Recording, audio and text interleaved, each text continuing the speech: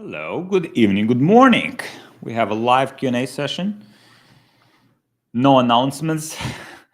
I just found it free time to do it. So I would love to help you guys to prepare for Q4. Would love to help you overcome any challenges you have with your business, with scaling your ads, with conversion, any issues that you're facing right now.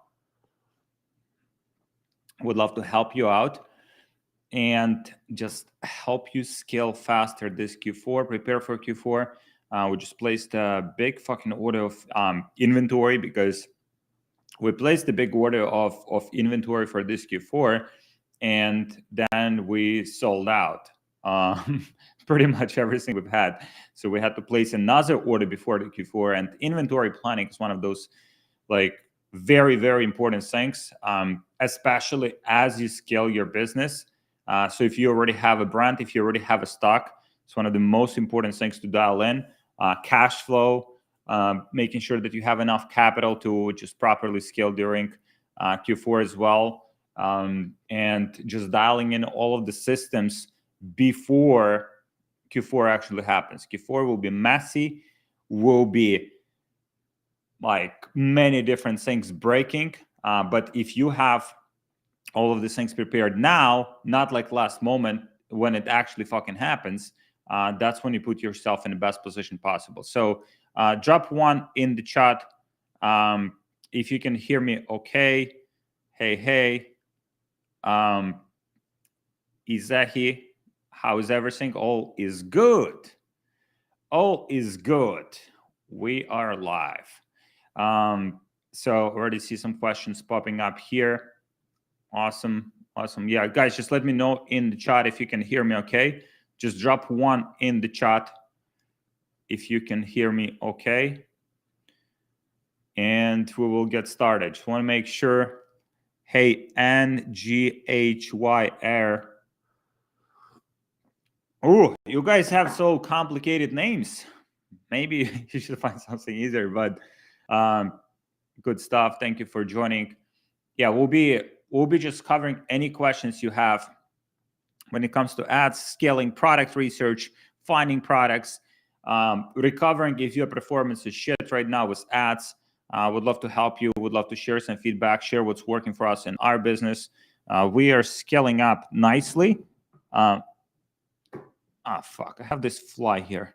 Let me see. Okay, boom. Just fucking destroyed it.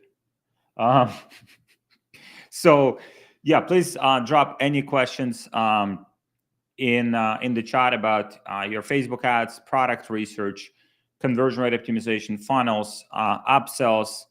Already see some awesome questions popping up, which is awesome. Awesome already here as well on Instagram. And yeah, let's go through these and let's see some questions. Do you sell this project? No, this is just the goat milk, right? I drink a lot of goat milk. I think it's much better than cow milk. I drink probably like one of these a day, and it has a lot of nutrients, vitamin D, less lactose than regular. I think it's like has no lactose at all. But it's I love it, so that's why I always have it. Drink one of these a day. Not selling yet, right? So actually have one of the deals in the pipeline to invest one of these companies because it's a great product. I fucking love it. All right. What do you think about Google Ads dropshipping? I think it is a great opportunity. If you understand Google, I think could be awesome channel. If you can leverage it.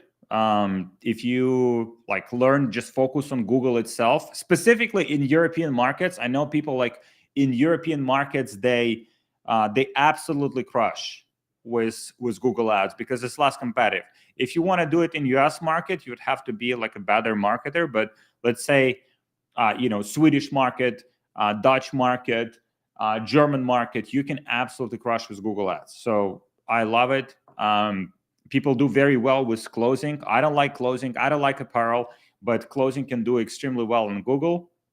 So if you know how to operate that kind of business, you're not afraid of like 30-40% fucking return rates, and you want to do it, go for it. Closing specifically can do extremely well on Google. Archia, what is your process for finding new products using purple ocean strategy? For example, if you have a menopause market.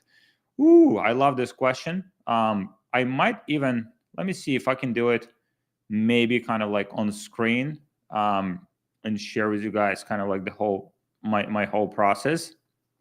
So for example, let's say if I was, I'll just show you like few of the tools that I'm using for this. So let me see here. Just have to log in. How do I log in here? Yeah, there's few other tools, a few tools that I'm using for finding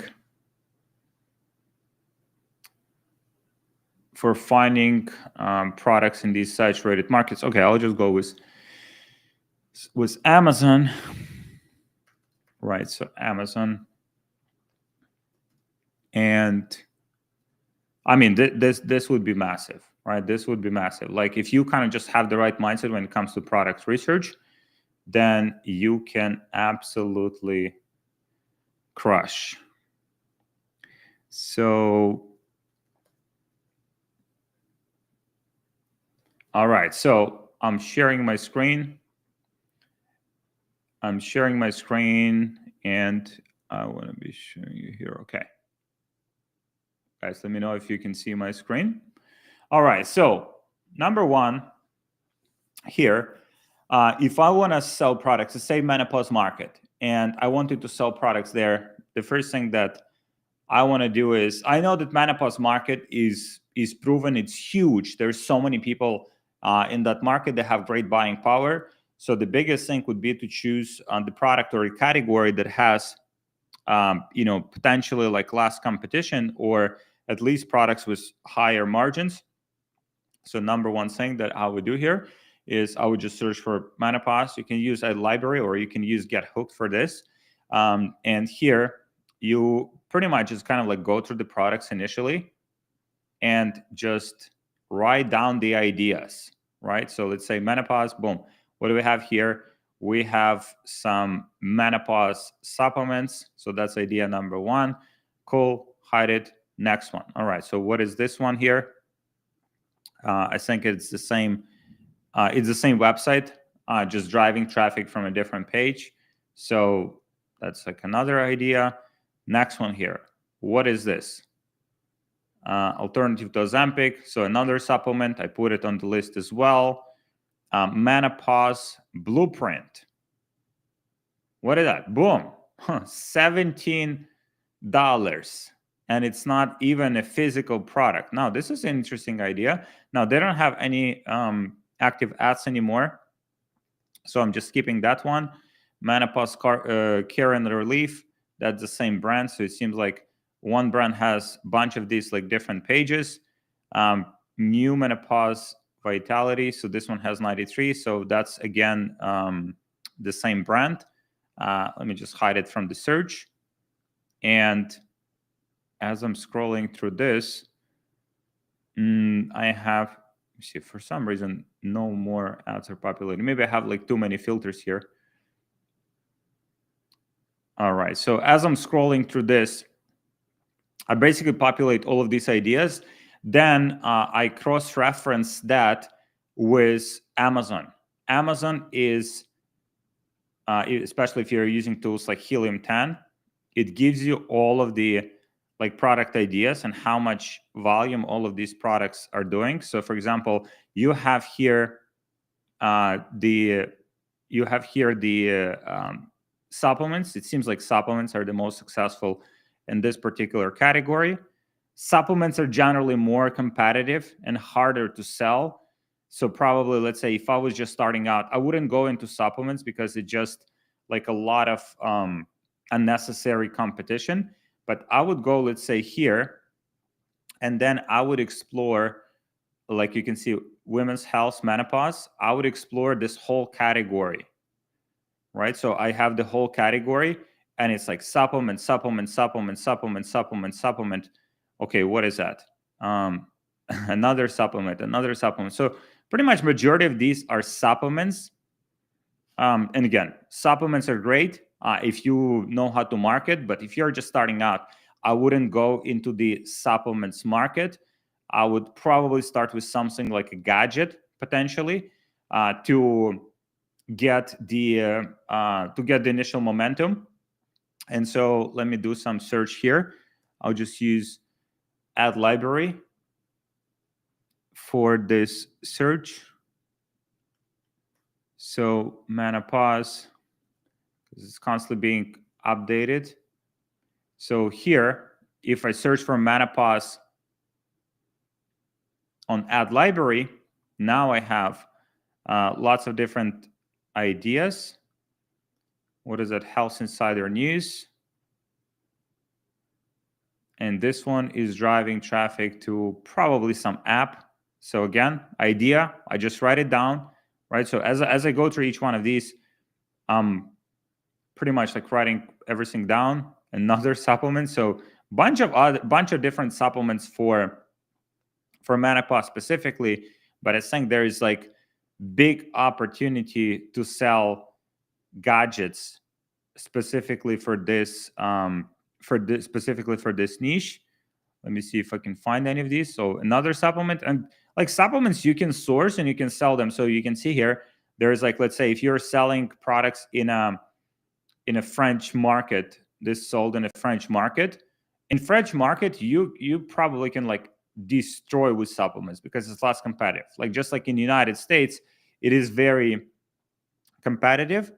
Let me see what this one is about. Okay. What is this product? What is this product here? Okay, so that is painless method to get rid of thick, stubborn facial hair made for mature skin. Okay, so that's a cream. Now, creams are easier to sell than supplements, so this could be an interesting idea. And so I pretty much, like as a first step, I'm doing this like comprehensive research. I can do it using AI as well, but I just like to be hands-on and just do through all of these things manually. So another one here. Okay, so that's another supplement for another symptom of the menopause. Another one here, another supplement, a bunch of supplements, right? Another supplement, another supplement, like, yes, so many supplements. Another one here, health tech. Yeah, so this is like some health tech platform. Not a good fit. Continuing, Provitalize, so supplement. Okay, what is that? Pilates. Okay, Asian Pilates program. Very cool. So this is like seems like a digital program, digital product, which is great. Has great margins. Another one here, meta boosting. So quizzes. So I would go through all of these, note all of these down. And then, so that's the first step, right? To identify what kind of products are being sold in that category. That's like how you do the initial competitive research. So that's some cream for cellulite, which is great after 50, it seems like. So interesting product here. You see how many ads they have. So they got 190 active ads, which is pretty cool. Mostly in the French market. So already found like several products in the French market, but they also have some English-speaking products as well.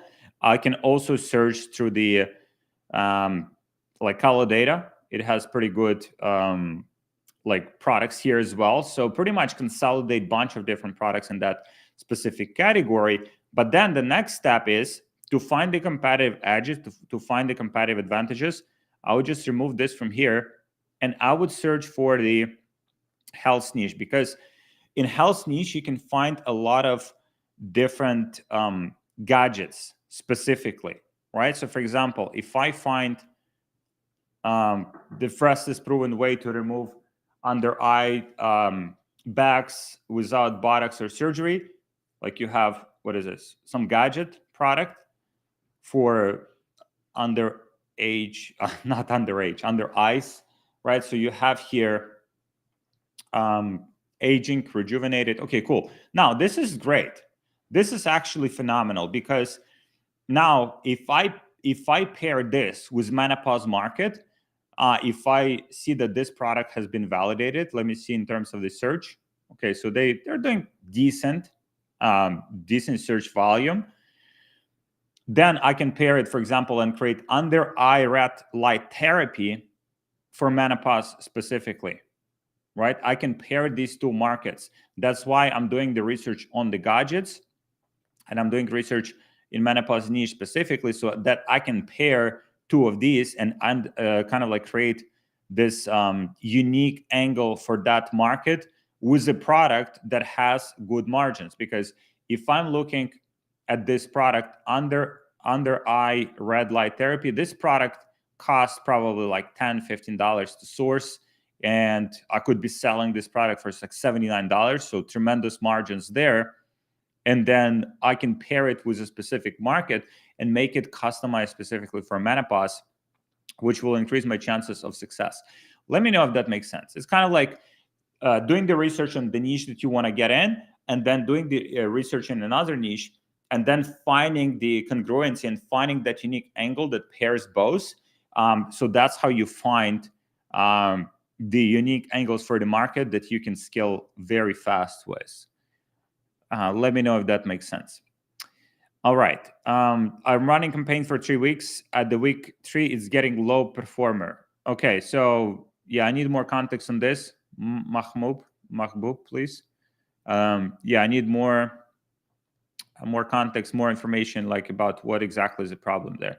Hello, I'll be running 5 different videos with 3 hooks each for a total of 15 creatives. My CPM is usually $5. What budget should I set to make sure there's enough for all of them?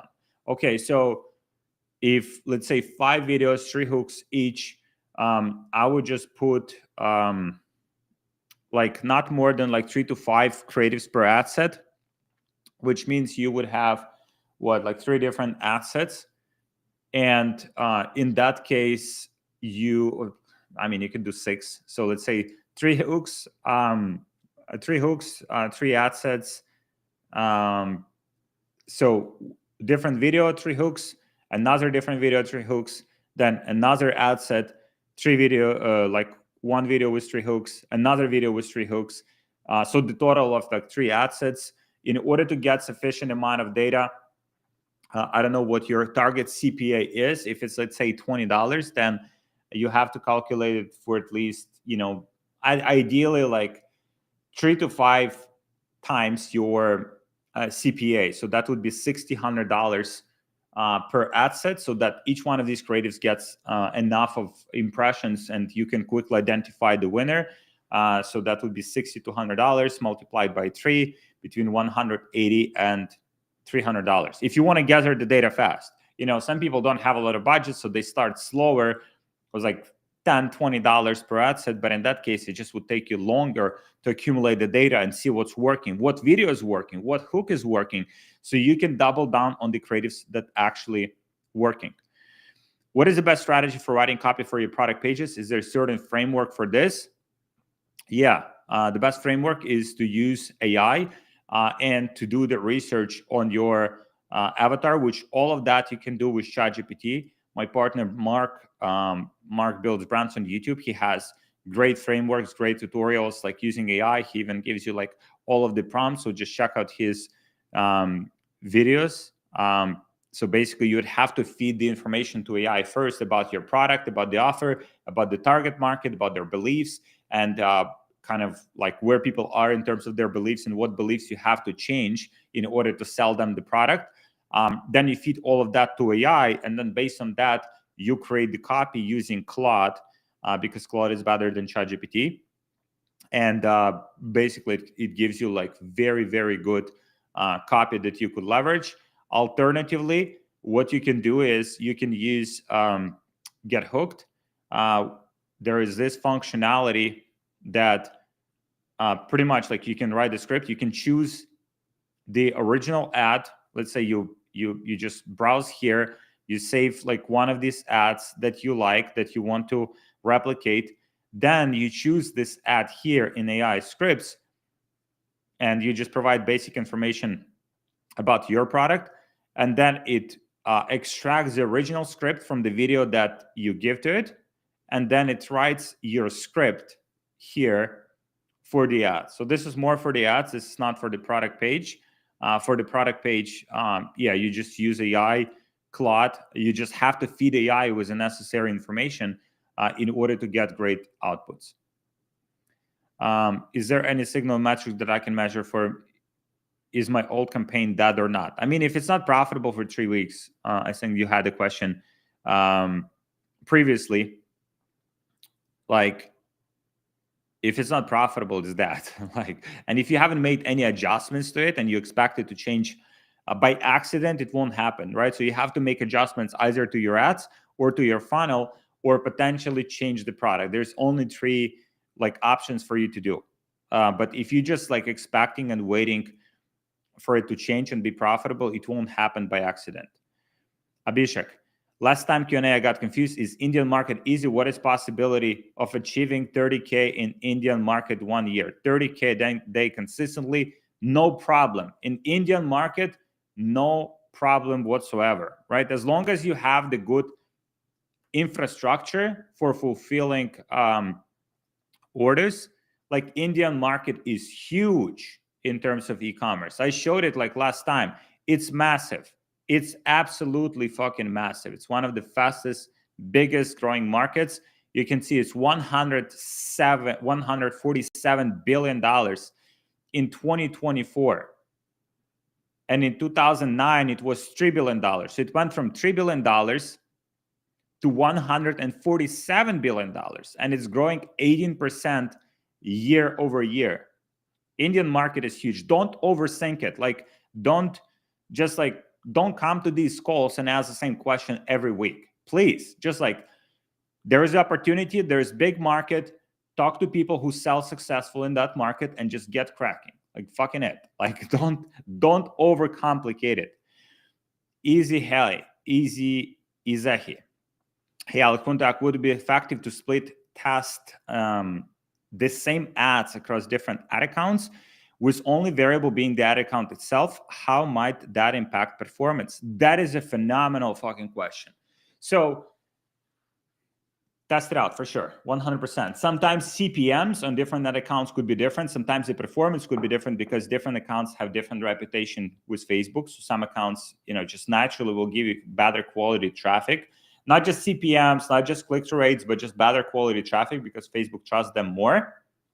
The only one consideration there that we've noticed is like when we trying to run ads on multiple ad accounts simultaneously, sometimes they compete with each other.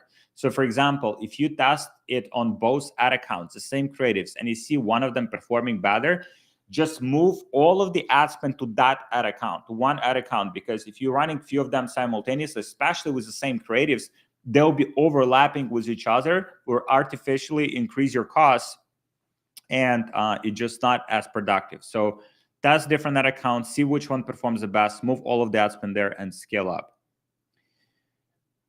Top 5 things to measure and optimize Facebook ads campaigns. Top 5 things to measure and optimize in terms of metrics, or, I mean, it's very simple. Like when it comes to Facebook, I'll just simplify it for you. So, okay, let me just show you. So here,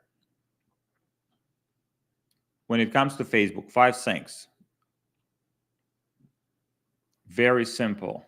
All right. So overall, let me see here. Just make it bigger so you guys can see it. Okay. So there's ads, and there is funnel. The mistake that most people do is they just look at like Facebook ads data, and they just make decisions solely based on that, which is not bad, but like you're missing the context, right? Because what if like your ads are great, but then if you have like a funnel with like 1% conversion rate, right? Then it doesn't matter how good your ads are if your funnel just converts like shit, right? So you have to take these things into consideration and see where the real constraint is. This is the biggest mistake people make, right? They're trying to optimize their ads, they're trying to optimize their creatives, they're like working very hard, they're testing many ads, but then their funnel simply doesn't convert. So when it comes to funnel, there's only two variables. It's the average order value and the conversion rate. So for example, if your average order value is less than $50, so I'll just write it down here, less than $50, you want to be having at least 4 or 5% conversion rate, minimum, like 4 or 5%. If it's like 2%, 2.5%, like unless you're advertising in a very cheap country, I can tell you specifically about the United States or some big four markets, it will be very hard for you to scale. Or if you have some subscription in the back end that kind of like overcompensates for it. So 4 or 5%. If it's, let's say, 100, between like 50 and 100, you want to have 3% conversion rate. If it's like above $100, you want to have at least say between 100 and probably even like $200, like 2% conversion rate, right? So conversion rate will be such a big factor whether your ads are performing. Like you might have very good ads, but then if your funnel is not converting, it will be very hard for you to scale, right? And these metrics are obviously correlated. Like the lower your AOV is, the higher conversion rate should be. So now when it comes to ads, there's few metrics that are important. That is cost per click, link, link. So cost per click link and CTR link. There is many other metrics that you could look into, like, okay, what is the average watch time and what is the CPMs? But like these two will give you indication how much does it actually cost to get someone from Facebook, someone just like woke up and decided to see like how their like friend's cat or dog is doing. And now they see your ad, like taking them from that state, taking them from like that position and getting them to look into your product and buy your product. That is fucking hard, right? That's why like, and so you want to see how much does it cost you to bring someone from it's called dog watching, right? Or cat watching state to actually state of buying. So that's a goal. That's basically the goal for your Facebook ads. Because Facebook, like people are not on Facebook to see your fucking ads or my ads. Like they're there to see like what's happening like with their friends. That's their objective, right? So your goal is to get them from that state to the state of buying. So that's the goal of the ads. And then your final job is to get someone from that click and get them to buy your product. So you have to look at, you asked me for 5 things to look into. Like these are 4 things that you should be looking into, right? Like CPC link, CTR link, average order value, conversion rate. Now there's like many secondary metrics, like for example, like CPMs. Okay, if your CPMs are high, you probably have to adjust your ads, or you have to target different interests that are less competitive. Like there's many like secondary ones, but if you were like just to like identify 80-20 here, the most important things that you can pay attention to, That's these 4 things: CPC link, CTR link, average order value, and conversion rate. All right, next one. Mommy. Chris, thanks for the video, mate, using me as an example. Hope I can help you get more people into BBA with it. Thank you, my man. Yeah, your story is super inspiring and you have a tremendous mindset, my man. So let's get you to some massive numbers. What do you think about taking products from USA to a small European country, and thoughts on color data ripping videos? Thoughts on color data ripping videos? I don't fucking recommend it. That's what I think. I don't fucking recommend it, but some people do it and some people do it quite successfully. So it is your, like, I assume you're adult. You are adult if you're watching this. So if you're adult, you can make your decisions, and your decisions, they have consequences. So if you're ready to face the consequences, potentially, then it's your decision to do it. I personally don't recommend ripping videos on color data. Some people make good money doing that. What they do is, what people do is crazy. They would go on color data and they would see what products are doing well there. So color data is this tool specifically for TikTok Shop. So they would go into like one of these, they'd go into like one of these ads here, and they would just rip the ad as is, and then just run it to their store and make money doing that, just copying, someone else's product. It's not ethical. It's not fucking nice. It's lazy. But yeah, if you want to do it, if that's like okay with your moral compass, it's your total fucking decision. I personally do not recommend it. And in terms of taking products from the United States to a small European country, that's how you make money. That's one of the best ways to, like, if you look into it, just like on a bigger picture scheme of things, like you have Europe. I lived in Europe. Europe is like 3 to 5 years behind United States on all trends, whether it's health trends, beauty trends. Europe is behind on most things. And so if you take something from US market, which is ahead on those things, and bring it to European market, then you have the temporary advantage. You can scale that product very fast. And also you can use, advertorials via sales in European markets extremely successfully.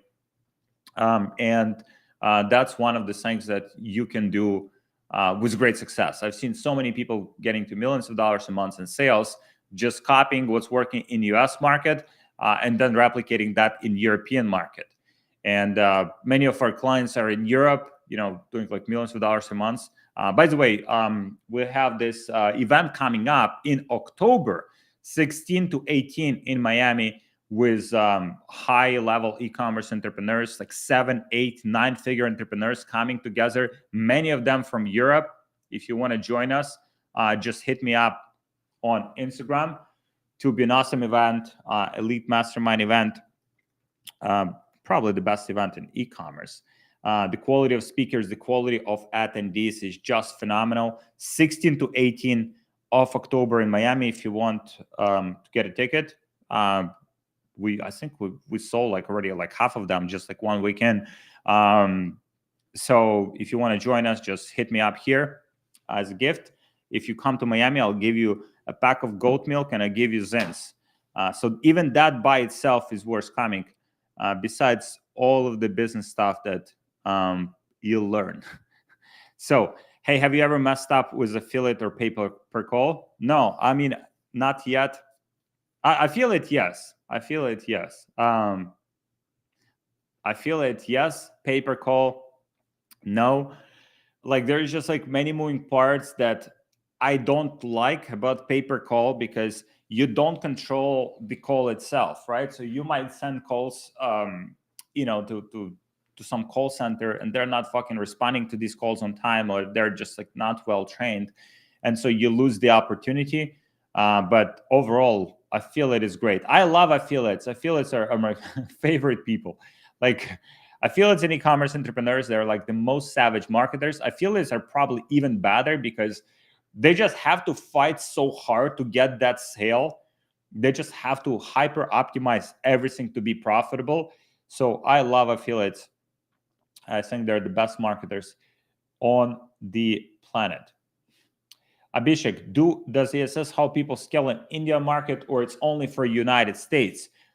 We can help you to scale in Indian market. We don't have many clients in Indian market. However, we have some success stories in Indian markets from our clients that have been through it. So we have one of the clients that was selling in the US market. He was selling this like pet supplement in the US market, had pretty hard time scaling there. And then he brought that pet supplement to the Indian market. Now he's doing over $1 million a month just in Indian market. So yeah, hit me up on Instagram. I'll see if I can help you. If not, I'll just refer you to someone who can help you. What's your mostly used Facebook ads scale up strategy for 2025?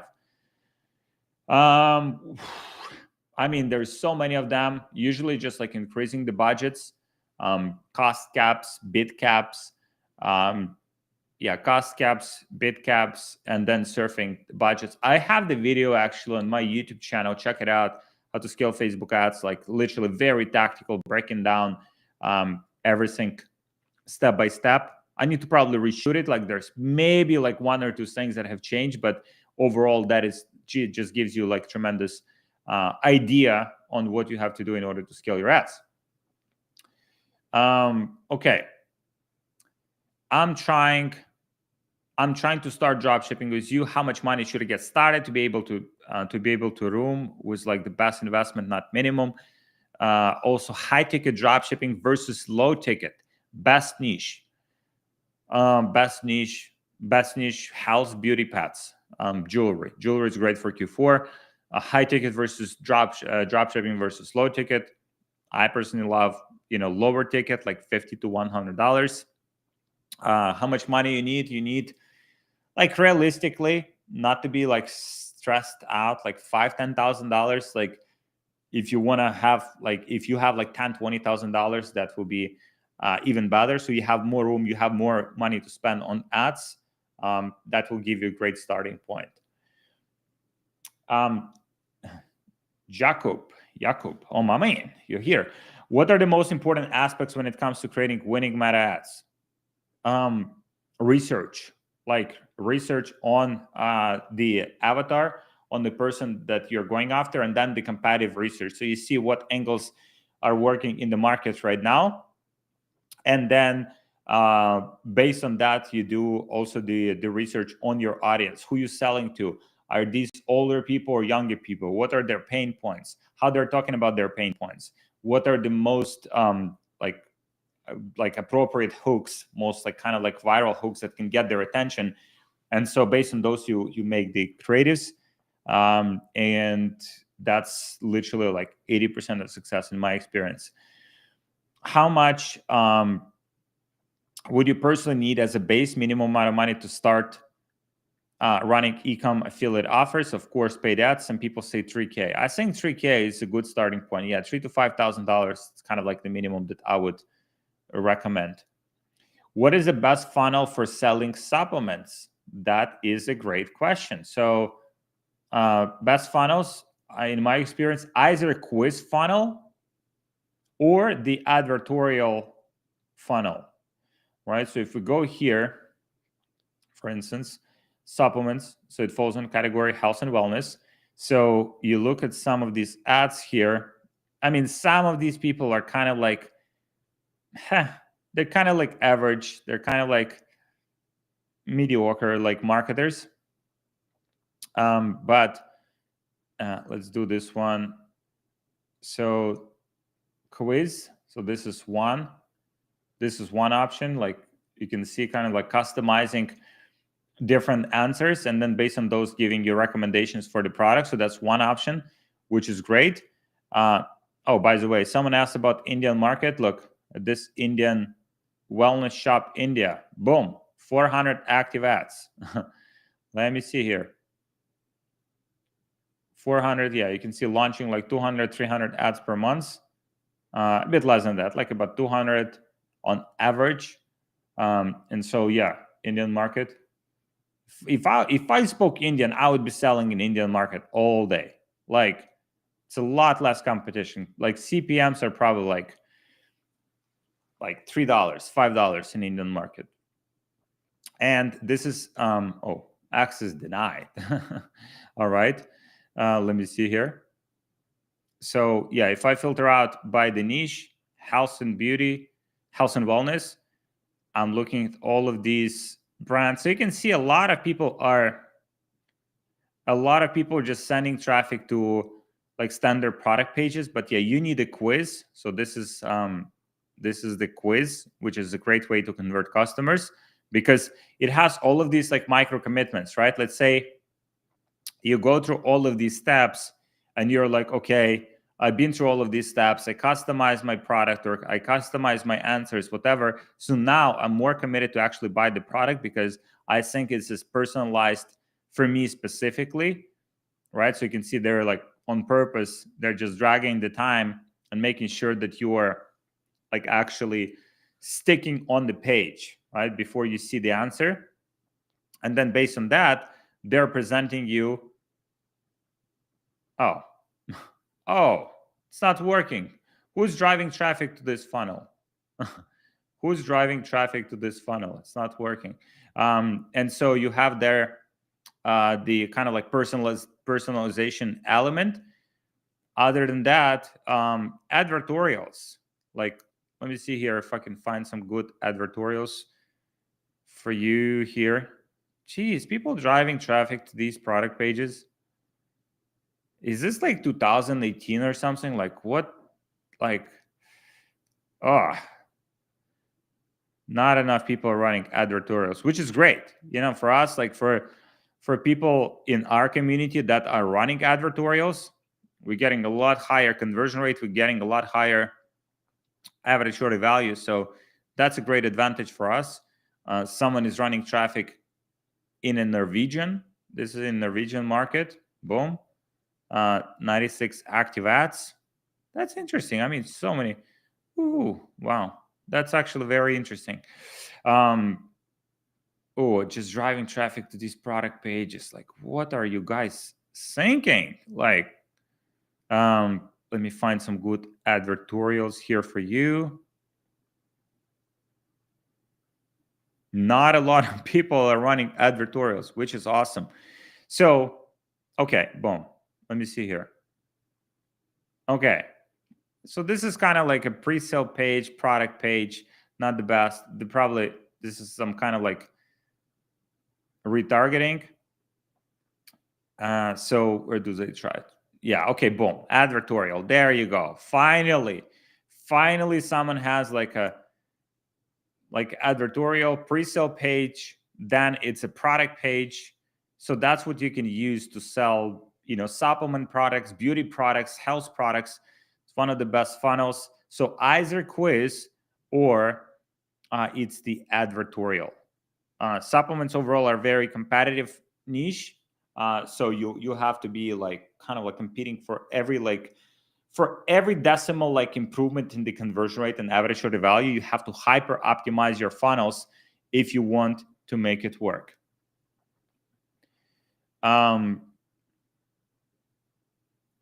Jaco, we work for at least 4 brands you already showed. That's awesome. Additionally, do you think AI voiceover VSL for direct response ads, selling supplements to menopausal women with specific issues, awareness, dizziness, antidepressant users is an effective way? Yeah, 100%. Yeah, no problem. As long as your script is good. Script is the most important element of VSL. Like, script is like 70-80%, and then obviously the editing is important, but the script is a foundation. So as long as you do the good research on different angles and you model something that's working in the market, you should do pretty well. AI voiceovers these days are so realistic, you can't even say if it's AI or not. It's gotten to the point where it's extremely fucking good. Mainly need to how to effectively carve out angle avatar without getting shot in the foot with competitor competitions. Like, don't overthink it. That's 3-5 angles. Just get it to the market. Like, I mean, if you're smart, and it seems you are, Arshia, Like you might be like smart people usually overthink stuff. So just don't overthink it. Like create few angles, create few ads for each angle, test it out to the market, see which one resonates the most with customers, which one gets you conversions, which one is profitable, and then double down on it. Don't overthink it, and just get it out. Okay. Alex, I've tested some products in the Indian market, but I'm getting very high RTO. I'm into loss. Okay, no problem. These are, I mean, this is logistics things, right? That's what I said. Like in Indian market, you need to have very good logistics in order to minimize the returns or cancellations of your orders, because it's cash on delivery market. And so people can say, oh, I don't want the product, right? And they just returning it. So you need to have the phone team or someone on the phone actually calling and confirming these customers, or through WhatsApp. You need to have that good infrastructure in order for it to work, because yes, otherwise it just wouldn't work. Like from the advertising standpoint, though, it's a very, very low competition market, so you can do extremely well there, but you need to have good operation on the back end in order to make it work. Hi, Alex. Can we try new products in same pixel, same domain while selling other niche? I mean, create like a different store. I haven't seen problems with that, but yeah, if you're freaking out about that, then just like create a different store, different pixel. But like, why wouldn't you stay in the same niche? That's a question. Like, is there not enough products in the same niche? Like, are you just like to have like a general store that you're testing? You're testing like a lot of ads, like for different products. In that case, whatever, just test it out on the same pixel if you don't care about your main store or main products. But I personally like to choose one niche and then to go deep into it, right? If you're just like jumping from one category to another, one niche to another, one product to another, then you'll never build a business. You just like make few dollars here, lose few dollars here, and you'll be just like jumping from one thing to another. Just choose one niche and go fucking deep on it. Okay. Hey, Alex, what strategy usually follow for Facebook ads, a 5 to 3 ads strategy, or do you run ads for BCT campaign? Because now Facebook got smarter, right? Yeah, BCT, is that this like dynamic creative or something? Like, no, we just manually create them. We don't use that. I don't know, maybe some people have used that with great success. We just do things in the standard way. Separate ad sets, separate ads. We didn't do the dynamic creative testing stuff.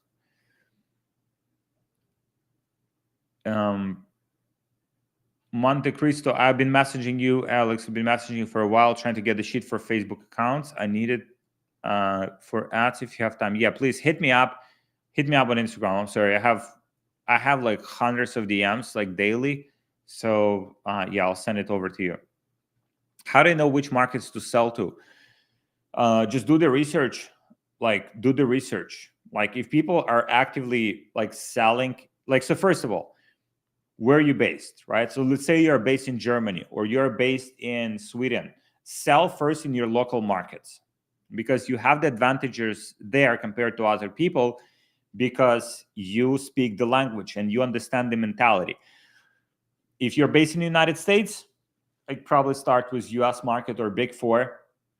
And if you speak Spanish, like, the world is open for you. Like, I mean, you can sell in Spain, you can sell in South America, although it's also cash on delivery market, but it's very low competition, so you can absolutely crush there. So it all depends on your unique advantages, right? So for example, if I was German, I would be selling in Germany for sure as a starting point. And then as I would get more experience, I would probably move to United States market, but I would have to accumulate some capital and some cash flow and some experience as well in order to sell products effectively in the US market, because US market is more competitive than German market or Swedish market or Australian market. US market is a fucking bloodbath in some categories, right? Like specifically supplements, beauty, health.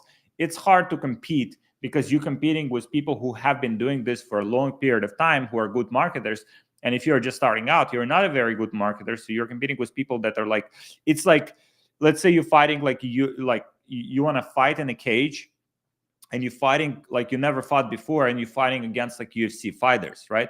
You'll fucking lose. Like you'll have like brain injury, right? If you're trying to compete with those people. So identify your unique advantages. One of the biggest things that I have seen that helps people to become successful, make a lot of money, is like finding the unique advantages that you have. So for example, I showed you guys like some of the like offers that are running in the French market, even like supplements, right? Take the supplement from US market. If you're speaking French, fucking translate it, create packaging, source the product, and sell it in the French market.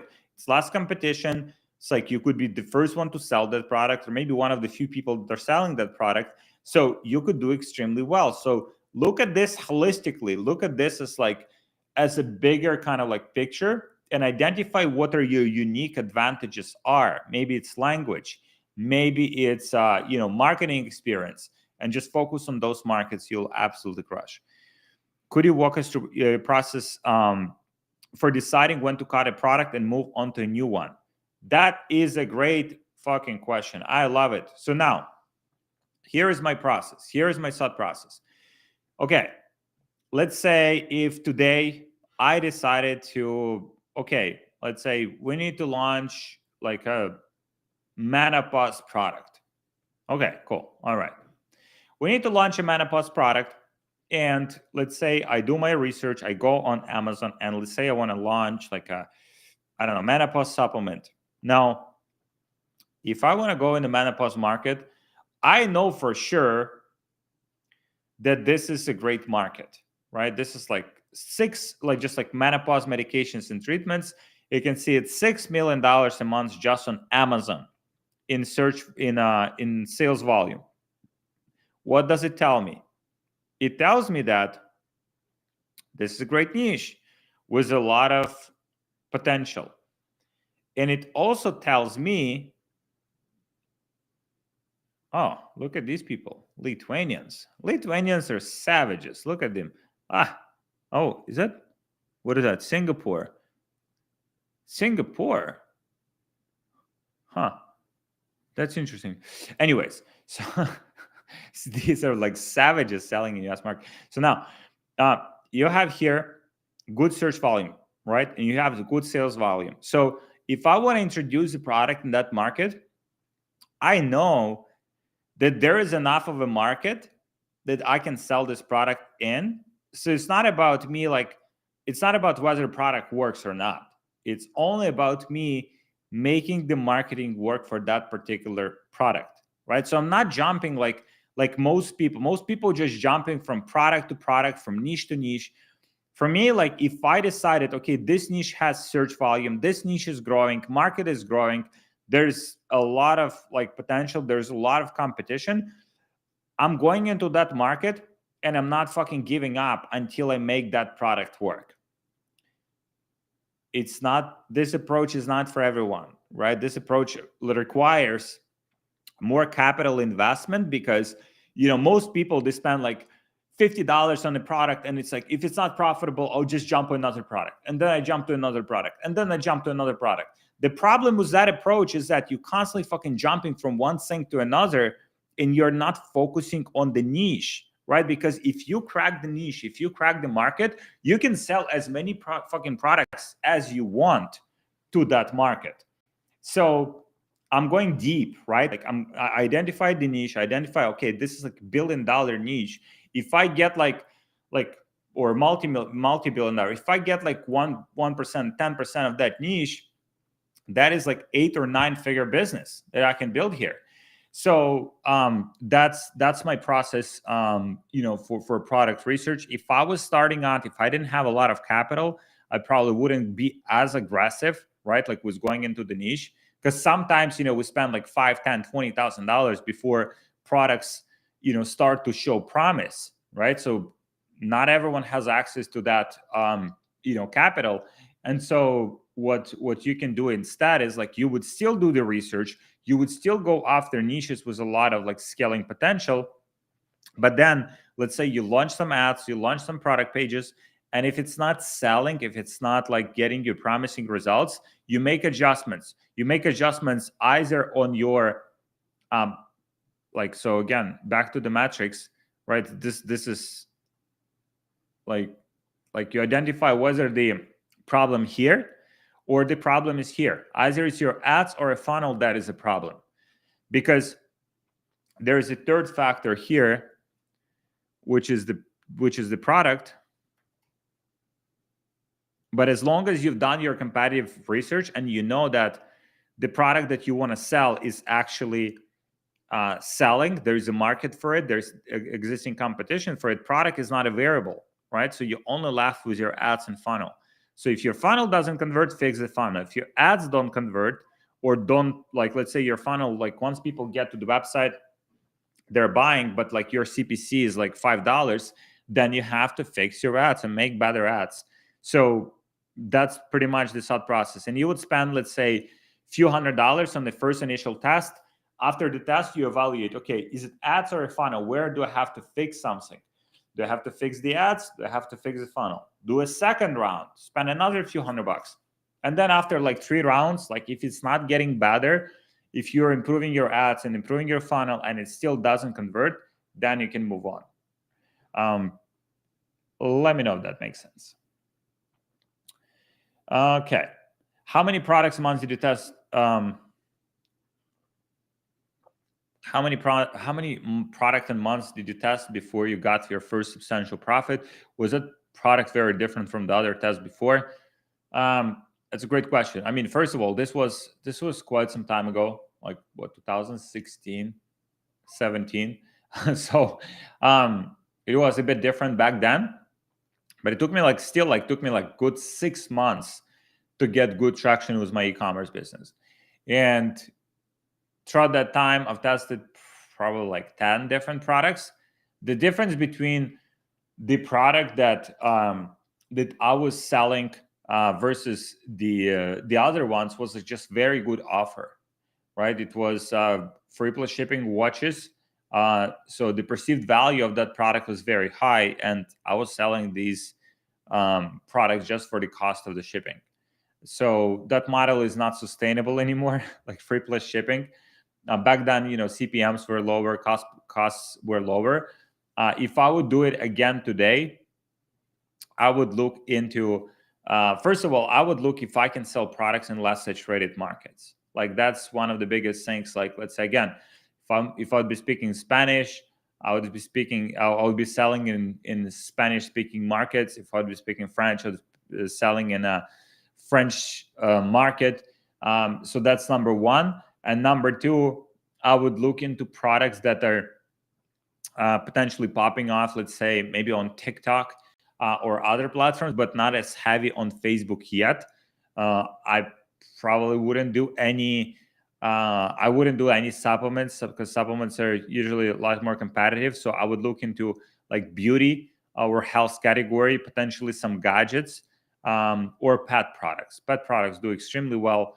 And for Q4 specifically, I would look into jewelry and gifts because that category is popping off right now. Maybe not right now, but like in about like 1 month from now, gifts will be selling like crazy, right? So this is I mean, I showed it last on a last live call. I'll show it again, guys, because this is so important. If you're looking for products to sell, like specifically in Q4, look something that you can sell as a gift. Like, look at how this is blowing up, right? Like October, November, December, this just pops off. People are looking for gifts for each other, and that's what you can tap into if you want to do very well this Q4. After that, it's kind of like drops off and it's harder to sell, but now is a good time to sell giftable products, right? So sometimes you can be like a mediocre, like average marketer, or maybe you're just starting off, you don't have a lot of experience, but you can tap into these markets and you can ride these waves at least for a shorter period of time. Like that's not something that you can run for, very long period of time, because the business would have high seasonality. Let's say if you're selling gift product and you have very good Q4, then everything goes to shit like in January, and like most of the year you're not selling a lot. And that's not personally what I like to do. I like to be in more like evergreen niches. But there's a lot of people that are doing very well in gift niches. Okay. For skincare beauty product, do I need to have landing page, or can I use simple PDP? I mean, you can get away with PDP, right? Like, but if you do like regular product page, just like it has to be hyper optimized, it has to convert like 4 or 5%. You can still get away with it. What I would do is, like, if you don't have a lot of experience, I would just do a simple listicles, like 5 reasons why or 9 reasons why, whatever, before people see the PDP, right? So you kind of like pre-sell them on the product just like a little bit at least.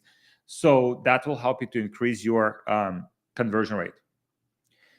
Siben, is Germany a good market, and what is your experience if customers mainly use PayPal? Any problems? Yeah, just don't scale too fast in German market.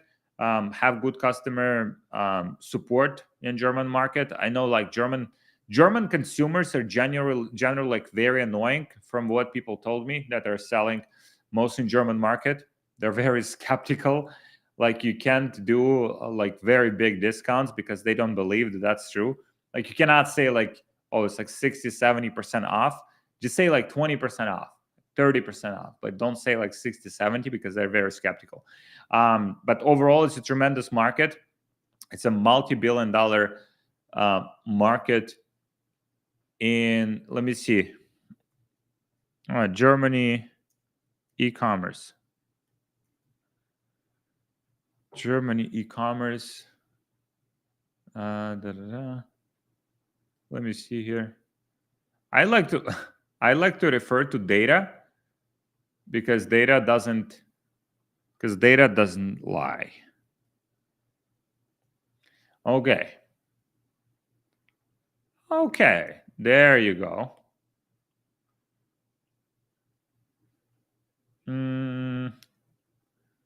Okay. Let me share my screen again. This is what data says about German e-commerce market. Germany has one of the largest e-commerce markets in Europe. $100 billion market, e-commerce market. Jeez, that's a lot. That's a lot. Amazon itself does $15 billion. $15 billion in Germany. You have Otto D, Zalando D. So these are also multi-billion dollars. Most popular products purchased online include clothing. Yeah, that's what I said, like about clothing, that I personally fucking hate clothing, but like selling clothing. But there's a lot of buyers for clothing. So if you can deal with logistics and high return rates and sizing and stuff like that, you can do extremely well in German market. Shoes, 51%. Drugstore and healthcare products, 43%. So yeah, like decent market, absolutely decent. $100 billion, right? So if you want to build like a $10 million business in Germany, that would be like 0.0000 like 1%, whatever, of the market, which is very doable if you commit to it. So that's for Germany. You can do very well. And especially if you're a good marketer, or if you copy something that works in the United States market, you can do extremely well in a German market. Now, guys, I see so many questions here. I need to run. But please hit me up with your questions here on Instagram so I can help you out throughout the day. I have a business to run, and I would love to help you on Instagram. Also, if you want to join us in Miami, 16 to 18 of October, 100 e-commerce entrepreneurs, 7, 8, 9-figure entrepreneurs just coming together to network, to learn together. It will be a great time. And you'll have unlimited supply of goat milk and zins. So if you want to join us, it would be awesome to have you. We have these, last event we've had was in Dubai earlier this year. We've had 230 people in Dubai, and it was phenomenal. We had some of the best speakers. We had just a lot of fun together. And Abdul, here, you were with us, my man. I cannot see the picture, and would love to see you in person again. Miami, 16 to 18 of October. Hit me up on Instagram. I can give you more details, and hope to see you in person. I appreciate the questions, guys. If I haven't answered some of the questions I see here, a lot that I haven't answered, please just hit me up on Instagram and I'll help you there. And I have to go back to running my business. And you guys have a tremendous rest of your day.